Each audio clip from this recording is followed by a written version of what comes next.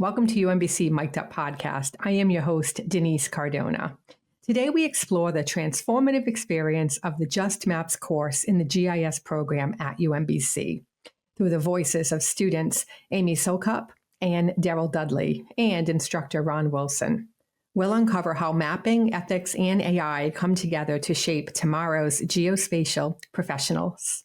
Let's hear what drew our students to this unique course and how it aligned with their professional and academic goals. I'm in Baltimore City right now. I am from Minnesota, but came to Baltimore via the Shriver Peace Worker Fellowship Program. So I was a Peace Corps volunteer for a while and then wanted to pursue my master's degree. So I came to UMBC through the Shriver Peace Worker Fellow and got my master's in economic policy analysis. I graduated 2022, and during my time in the master's program, I took one GIS class. And unfortunately, I took that at the very end of my master's program because I think otherwise I would have at least taken a lot more classes, if not have even changed my degree, because I just absolutely loved the GIS class that I took. And so that was, like I said, a couple of years ago. I graduated in 2020, and it's always been on my mind that I wanted to take more classes, especially at UMBC, because I had such an amazing experience there. And so I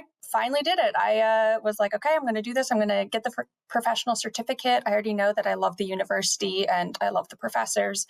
So that's kind of what led me to here. Just took my first class in the certificate program and starting the second class this week. I graduated from Towson University with a geography degree and a cartography certificate in 1996. Soon after that, I was fortunate to land a job as a nautical cartographer in NOAA's Marine Chart Division. While there, people with computer skills were in high demand. So recognizing that, I grew up with computers. I went back to school to get a master's in computer science. So I went to Hood for that and got a master's degree in computer science with a focus on computer and information systems management. After all that was done, I got a job at DOT, U.S. Department of Transportation in 2001, where I used those degrees to create decision support tools for policymakers. Those were typically web mapping applications, but sometimes data visualization, things like that. Most recently, for the past few years, I've been the transportation theme lead of the National Spatial Data Infrastructure. That role is not so much geography or cartography or developing decision support tools. It's more about policy implementation. I felt underqualified, also kind of cornered with my geography and computer science skills. So when COVID hit, I was like, okay, now's a good time to go back to school. Got accepted into the PhD program for public policy, where I'm concentrating on public management and may try and tweak it they allow you to tweak the program a little bit. So public policy, perhaps with a focus on geospatial information management, is what I hope to do, if I get them to agree to that. But in that program, they allow students to take electives. One of them is in an introduction to GIS, but in the public management role, I convinced them there are some other classes that would be applicable. One is geospatial information systems management, and the other one was this class, Just Maps, a critical theory class on cartography and geography.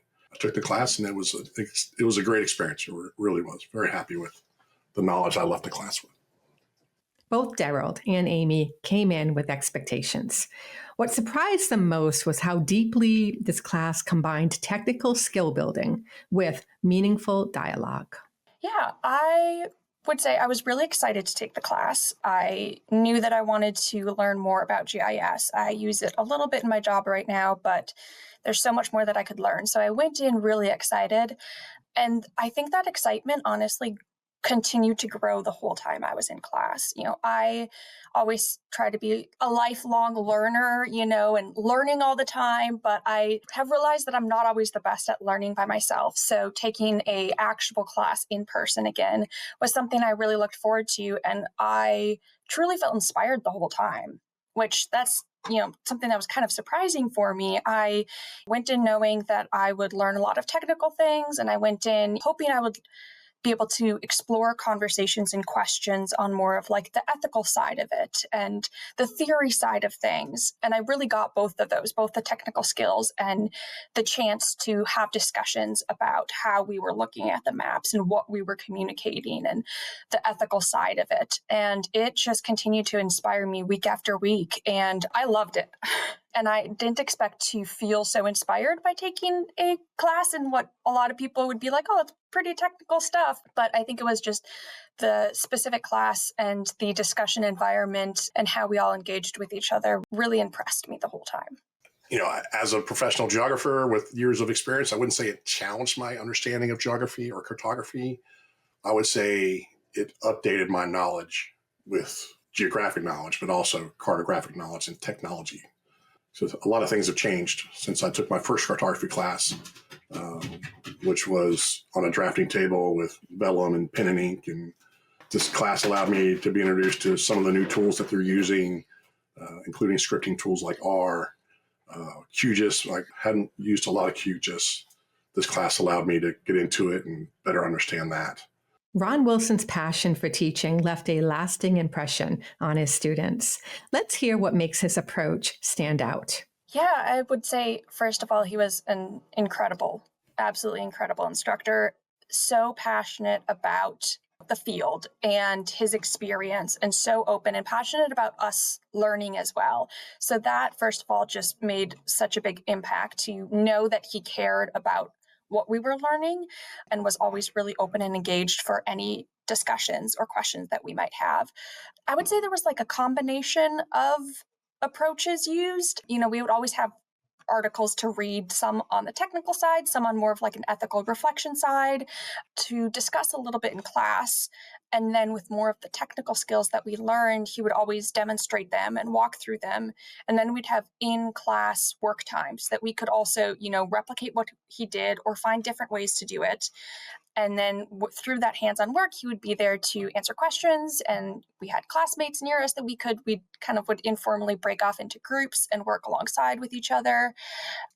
I learned very quickly that he loves calling on people in classes. He wants it to be a discussion. So I learned okay, if I think I have a good answer for this, I have to jump on it, because otherwise he's going to put our names in, a system and basically draw random names to call on them, which was effective because then, we were more eager to actually talk when we did have an opinion about something. I think it was a very mixed bag approach that fit well with everyone's different learning styles, because it's a bunch of adults in a class and all of us are at very different stages in life. And I think that the way that he approaches it in general, being so open and so excited about it and wanting us to think about it in the context of our own personal goals and, work situations or what our research is going to be, that it made it very accessible for everyone. Professor Ron Wilson, he's great. Does a great job with sharing his knowledge and his experience, really emphasizes a practical application of critical cartography. Spent a lot of time on how to select source data, how to critically look at source data. Does it really fit your purpose? Also, how do you clean the data? How do you get it ready for analysis? And then once you have the analysis, how do you produce a map that's conveys information effectively, but is also pleasing to look at? Because that's one of the things I really like about cartography, is that melding of art and science is what really attracted me to geography. So being able to use scientific methods to learn things, to create knowledge, but also being able to show that knowledge, that information in a way that's quite artistic, if it's done right. Ron did a great job of not only the technical side, but also the graphic excellence side. Talked a lot about the ink to data ratio, which is, in my mind, that simplified that as to, sometimes less is more. You don't need a lot of stuff on a map to make it attractive or easy to consume. Using as little ink as possible to convey the data and information that you want to relay to a decision maker. One of the most forward-looking elements of this course is the ethical and practical use of AI. I've fully embraced it, and I encourage my students to fully embrace it. The research is showing employers, they're going to want people who know how to use it. So I'm trying to prepare them for it, trying to get them comfortable in using it because they're nervous about using it. They're unsure of how to use it. And even when they do, they're less familiar with how to assess it. And they're definitely confused about how to mix it with what the AI puts out versus their own knowledge. So what I do in Just Maps and all my other classes really is to guide them and provide them examples and rubrics for blending the two together. So I've had a few students in the past, and I've known other students doing these using these Gen I before, is they often will just kind of put out the output and they'll guide it with prompts, but they really just let the output stand. And that output is general. And it kind of does answer the question. You can't really evaluate whether they're learning anything from it or not. So I establish criteria that they must do to blend that AI to make it very connective and very concrete to what they are learning in the classroom. So they have to do 4 things to make their assignment reviewable, if you will, for assessment of their knowledge. So they have to take whatever generative AI output that they do, and they have to connect it to the objective of the assignment. And then the second part is with the subject. So if we're analyzing race and ethnicity in New York or foreclosures and crime in Charlotte-Mecklenburg, they have to connect that subject matter to what the generative AI has put out about the method or the analysis or the data processing they're doing. So that shows that they're starting to interweave the larger concepts of the assignment with the generative AI output. And then the third thing is that they have to connect it to the data. So they will have to say, oh, well, creating location requires taking this crime type and connecting it to the overall crime with the region's crime level in Charlotte-Mecklenburg. So that connects to the last thing is they have to put it in the context of the geographic area that we are covering. So that it shows a clear connection with, the data being used here is in this geography, and this geography is representative of a certain configuration based on the social, demographic, and economic structure of the area. So all four of those things really requires them to be specific about what they've learned, with what they're using and what they're doing with the general generative AI output. The generative AI will never, ever give them the answers to the assignment that is needed to demonstrate their understanding. I try to remind them to think about it as a consultant or a colleague, where they're just interacting with to sort of reshape their own understanding of the material. Read in the description before I started the class that, we're going to talk about using generative AI, but it was a major theme the whole time. And we had a lot of discussions around it. It is everywhere, and having the opportunity to learn how to properly use it well, and it is very helpful. Like when I was stuck on a code and I'm just like asking AI, like, hey, this is what I'm trying to do with this. This doesn't work because of this. What can I do? And even if it can't say, this is exactly what you need and it's a result, sometimes it doesn't work like that, but it helps learning how to then go off of what it says, to be like, oh, okay, well, it mentioned this and I hadn't thought of that. So maybe if I just change my approach. I would say I don't think you can have, these great, deep conversations or discussions with AI in a way that you can with, classmates or professors, but it is kind of feeling like there's someone next to you being like, oh, hey, just this is where the error is. It's just right here. I'm going to tell you a little story before we get started on that. I have 2 kids in high school, and the teachers at the high school are unwilling to let kids do work out of class because they're afraid that kids will use AI to answer the questions, right? So it seems like a losing strategy to me because AI is here to stay. It's not going anywhere.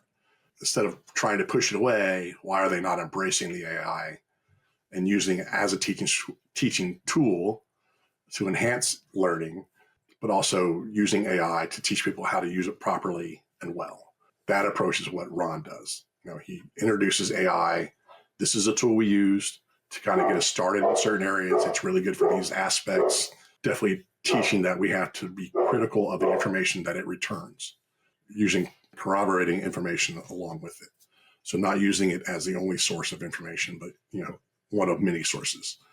But, he taught us how to use it to better understand local conditions, right? We don't, as a cartographer in DC, I don't have a lot of local knowledge or expertise about Detroit or Washington not Washington, but New York or something like that.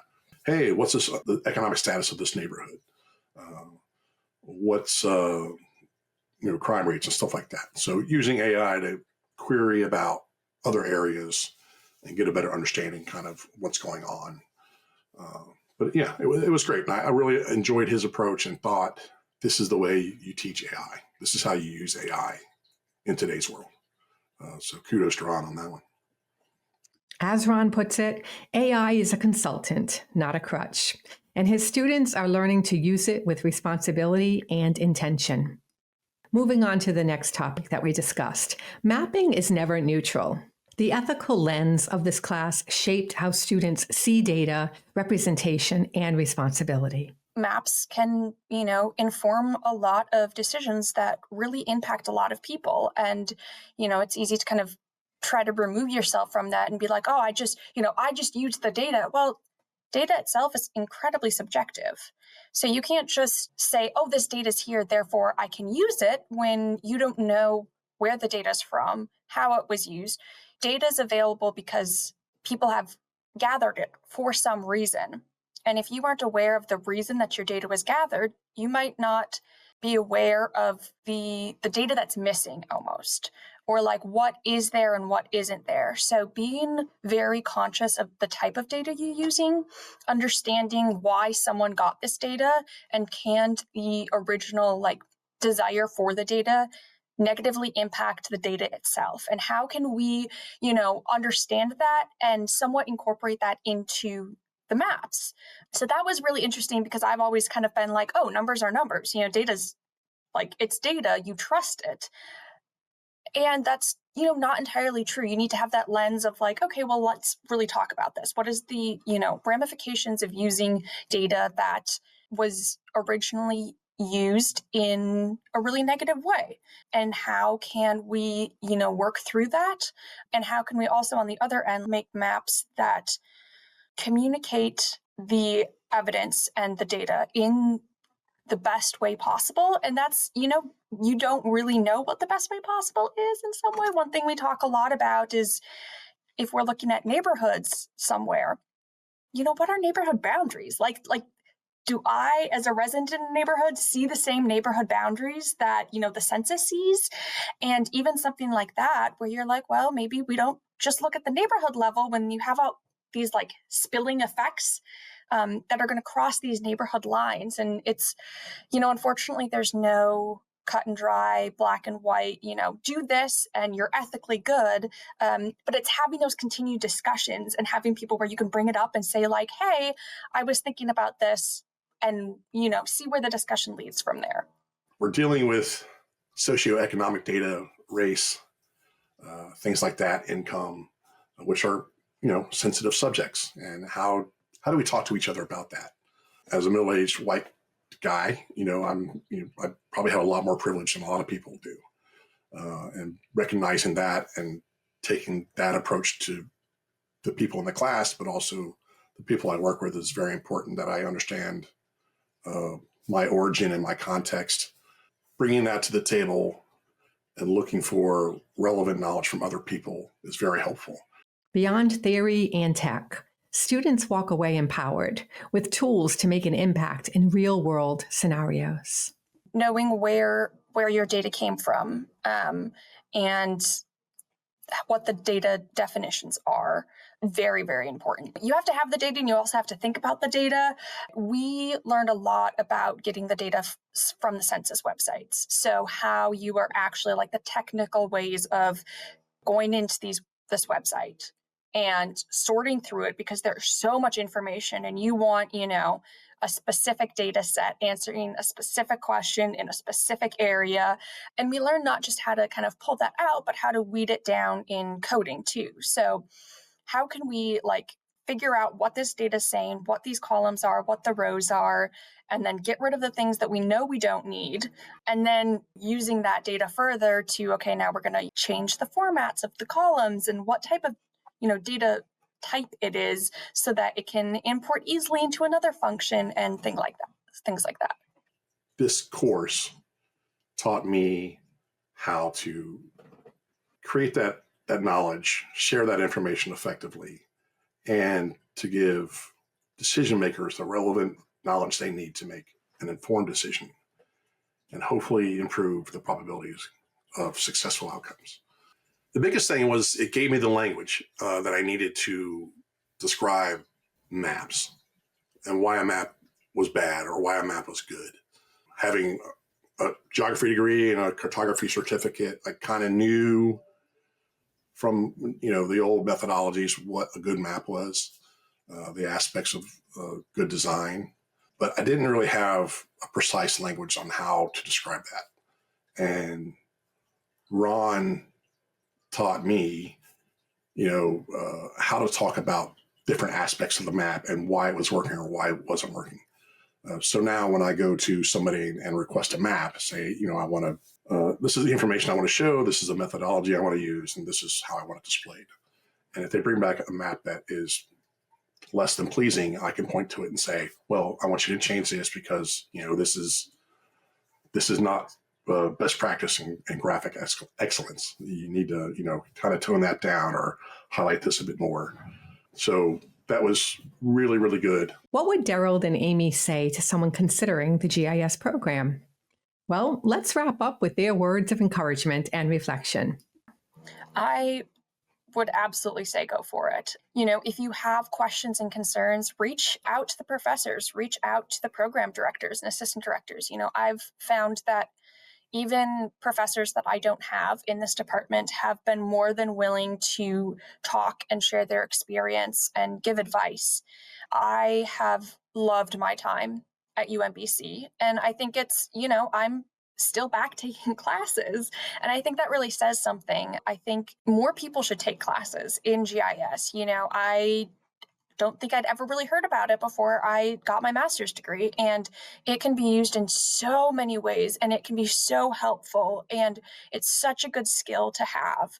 Both the classes that I took as a grad student, the class that I'm taking now in the certificate program, they have been just incredible opportunities to learn a skill in a very supportive environment, and I cannot recommend them enough. You have concerns about things, reach out to the program. Reach out, ask your questions, you'll get amazing support. But also, if you're even slightly like, oh, I'm interested in this, or oh, maybe that's beneficial, it will be. You can use it in so many different ways.